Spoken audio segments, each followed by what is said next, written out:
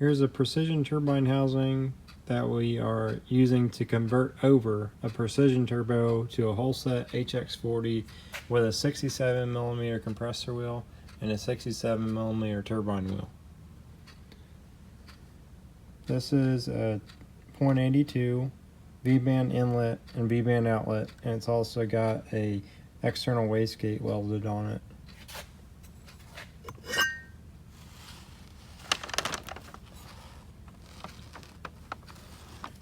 We machine these bearing housings for an O-ring, and I also machine them for the wheel, because I know, I've had some people buy like the upgrade wheels and they're like, oh, this doesn't fit, because they don't realize that the bearing housing has to be machined for this pocket to be bigger for the wheel to fit.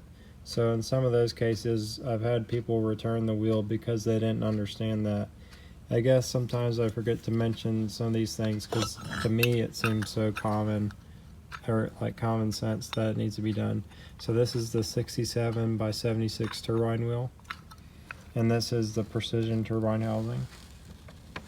This originally was a 66mm turbine housing for the PT6266. The way that this gets machined out is that I grab it on this side, and then I machine the depth for the whole set bearing housing. I also have to machine the width because it's a little bit wider. Then once I have these dimensions here, I can run my offsets, or take the tool and get the offsets here, and then put the get the Z dimension, and then I can just run the CNC program for the 64 to 67 whole set hx40, and it'll cut it out. With the PT 66mm turbine, I think the width of the blade is a little bit bigger than the 67 whole set, so I had to move it in a little bit more than I wanted to, but that's just to make all these tolerances here match up to the turbine wheel.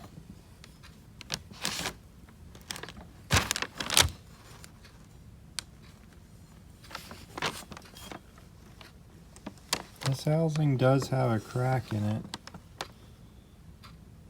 It may be a little hard to see. Let me see if I can flip it over and get a better look.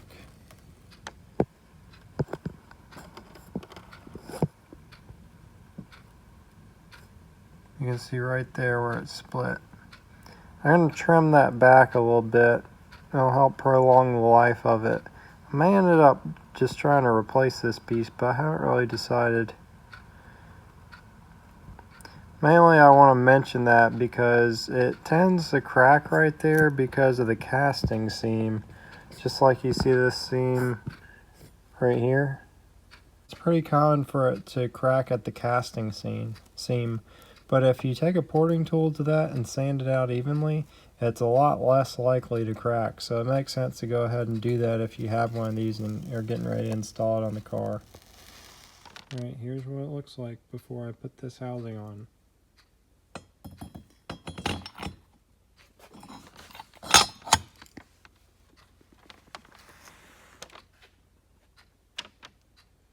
The housing looks a lot smaller than the compressor side, but the compressor side on these is just so big. That's what it looks like. The precision upgrade to the whole set hx40 conversion. Here's the precision one that I made a video on. It was my prior video to this one. So we completely finished this one up. This has a 66.3mm compressor wheel, and then the 67mm/74 turbine. This one's dual ball bearing. And the whole set one here is just journal bearing, but the whole sets are extremely durable. These, like with the ball bearing turbos, they usually can't do over 40 pounds. They're just not designed to do that. This one will do over 40 pounds, but you shouldn't run more than 44. But I know there's people out there that do run more than that, but you are risking damaging the turbo when you do that. But they push these whole sets pretty hard.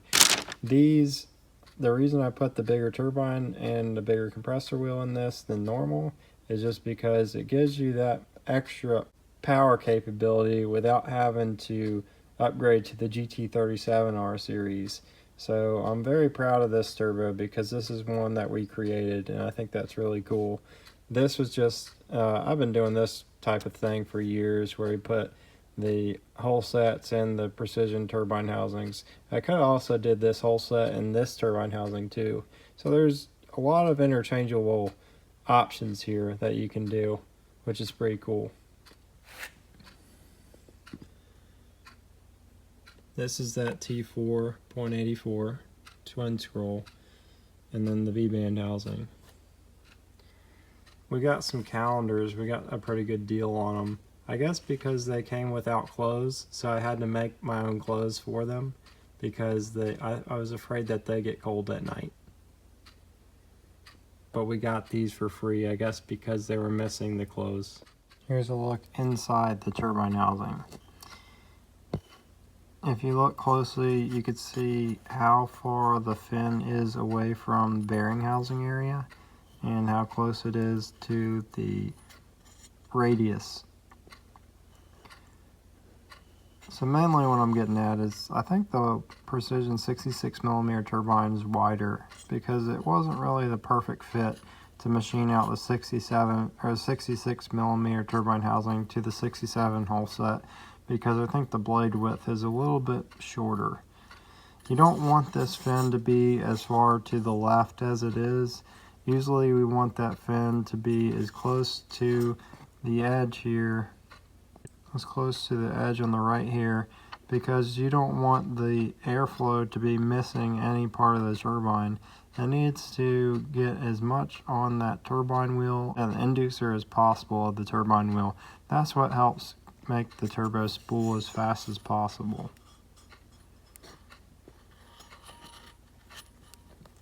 Pretty cool look from the inside of the V-band side, so you can see the whole turbine wheel. That looks pretty neat.